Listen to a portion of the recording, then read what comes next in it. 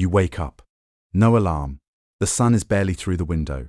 You have nowhere to be. You have no inbox waiting. You have no meeting in 45 minutes that could have been an email. For most of human history, this was just called Tuesday. For you, this is called vacation. And you only get 8 days of it per year. Here's the uncomfortable truth. Medieval peasants worked less than you do. Not slightly less. Dramatically less. A 13th century English farmer put in roughly 1,620 hours of work per year. The average American today logs around 1,800, and that's not even counting the emails you answer at 10 p.m. or the weekends you don't fully take. Go back further, to hunter-gatherers, and the gap gets even wider. Around 15 to 20 hours each week dedicated to survival. You probably do that by Wednesday. So what happened? How did we go from that to this? The answer involves the church, a factory floor, and one of the strangest trades in human history. Let's start with the medieval calendar, because it's genuinely hard to believe until you look at the numbers. Catholic peasants in medieval Europe were forbidden from working on Sundays. That's already 52 days gone. But then the church added saints' days. Dozens of them. Easter got a week. Pentecost got a week. Christmas got 12 days. When you add it all up, medieval peasants had somewhere between 100 and 150 mandatory rest days per year. Not optional days off. Mandatory ones. The church prohibited work on these days the way modern law prohibits certain things on federal holidays, except it happened constantly. About 1/3 of the entire year was legally off limits for labor.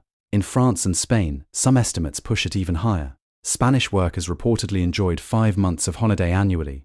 5 months. You're reading that correctly. Now some of you are thinking, okay, but when they did work, they worked brutal hours.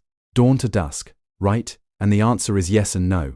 The workday technically stretched from sunrise to sunset, which in summer could mean 16 hours of daylight, but the actual labor was nothing like modern continuous work. Breakfast broke the morning, then a mid-morning rest, then lunch, then an afternoon nap, which was a traditional right of laborers, not a perk, then another break before dinner. Historians estimate that during peak harvest season, the actual productive working time after all those built-in pauses was closer to 9 hours, not 16. And this was the busiest time of year. Most of the year was quieter than that. That's the other piece that gets lost. Medieval work wasn't evenly distributed across 12 months the way a modern job is. It followed the land. Spring planting was intense. Summer harvest was brutal. But winter? Winter was essentially idle. There wasn't enough agricultural work to fill regular days. Peasants repaired tools. They told stories. They slept longer.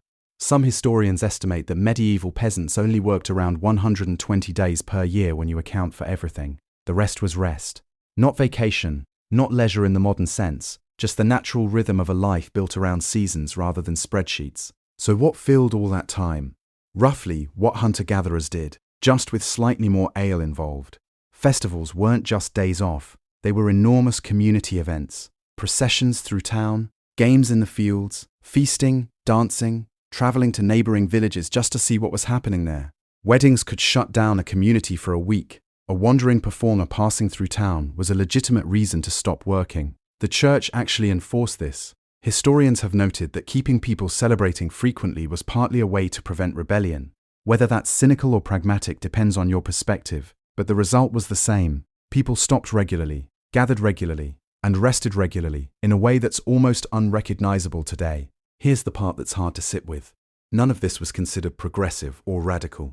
Nobody was fighting for their right to take Christmas off. It was just how life worked. Work happened when the land demanded it. Then it stopped. The idea of selling your time by the hour to someone else hadn't been invented yet. You weren't an employee.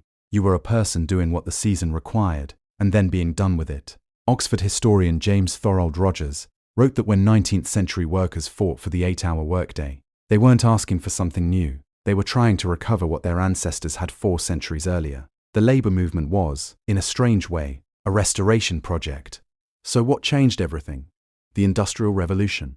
In the 1800s, factory owners needed workers at machines on a precise, fixed schedule.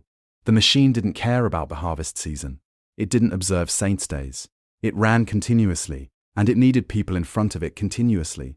For the first time in human history, the structure of work was dictated entirely by a machine's schedule rather than a natural one, and the holidays disappeared almost immediately. Not slowly, not gradually. Within a generation, the rhythm that had structured human labor for centuries was simply gone, replaced by shifts, wages per hour, and the clock on the wall that told you exactly how much of your life belonged to someone else that day. The skeletal evidence from the agricultural transition tells a similar story just further back. When humans first shifted from hunting and gathering to farming about 10,000 years ago, their bones changed.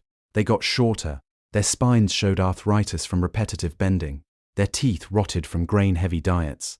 Their bodies recorded the transition from varied, self-directed activity to monotonous, relentless labor.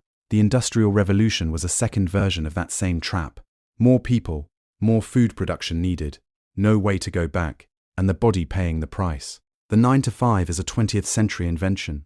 It became standard in America largely because of Henry Ford, who discovered that workers were more productive in 8-hour shifts than 12, and standardized it across his factories in 1914. Other industries followed. The 8-hour day spread, and for a while it genuinely was an improvement over the 70 and 80-hour weeks that industrial workers had been grinding through since the 1800s.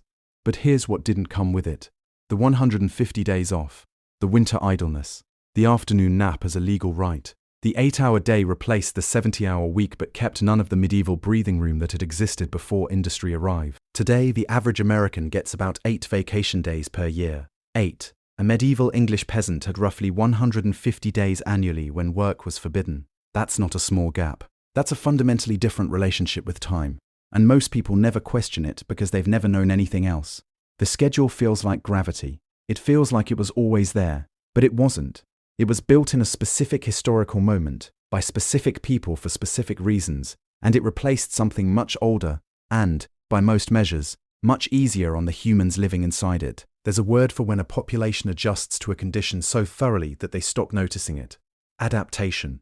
You adapted to the alarm. You adapted to the commute. You adapted to answering messages at 9 p.m. and calling it normal. Medieval peasants would have found your schedule genuinely incomprehensible. Not the technology, not the buildings, the schedule. The idea that you work the same number of hours in January as you do in July. The idea that you get 8 days to rest in an entire year. That you eat lunch at your desk so no one thinks you're slacking. They would have looked at that and seen something gone badly wrong, and they wouldn't have been entirely mistaken.